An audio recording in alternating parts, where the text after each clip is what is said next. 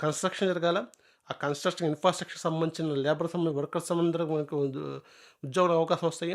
ఇప్పుడు ఆ పెద్ద గూగుల్ కంపెనీ వస్తుంది. దాని చుట్టుపక్కల ఏరియాస్ ఇయన్నీ చిన్న చిన్న కొట్లు, హోటల్స్ అయన్నీ వస్తాయి. అయి డెవలప్ అవుతాయి. అలా అక్కడికి ఉద్యోగాలొస్తాయి. ఉద్యోగాలొస్తాయి. ఎటువంటి ఉద్యోగాలొస్తాయి? ఆ డేటా సెంటర్‌లో పనిచేయడానికి ఇన్‌ఫ్రాస్ట్రక్చర్ సంబంధించిన నెట్వర్క్ టీమ్‌కి సంబంధించిన జాబులు కావాలి. వాళ్ళొస్తారు. వాళ్ళకి సంబంధించిన ఇప్పుడు వాళ్ళు అక్కడ హౌసెస్ ఇవ్వడానికి హౌసెస్ వస్తాయా? Construction develop అయ్యిద్దా?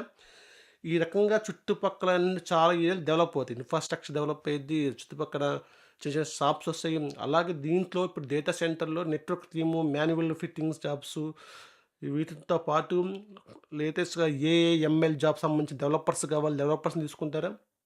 అలాగే ఇప్పుడు అందరు కన్‌స్ట్రక్షన్‌లో వాళ్ళు సైబర్‌ని వైర్‌ని కన్‌స్ట్రక్ట్ చేయటం కోసం మనకు ఉన్న లేబర్ కోస్టల్ ఏరియాలో ఉన్న జాబ్స్ లేబర్స్ వాళ్ళకి ఉపాధి అవకాశాలు వస్తాయా?